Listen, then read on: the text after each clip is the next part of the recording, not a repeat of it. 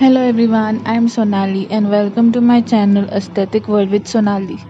Today we are going to review this resin tray mold which I got from Amazon. A few days back I did an Amazon haul wherein I showed this tray. This comes with a silicone mold, two handles and some screws.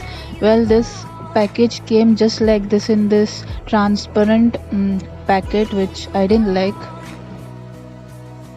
As you can see, it is the size of a 15 centimeter regular scale, which is I think very small.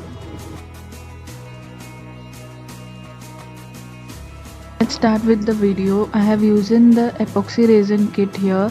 I did a review previously and I will leave it in the description box below. All the materials used here are from Amazon and I will leave all the links in the description box below.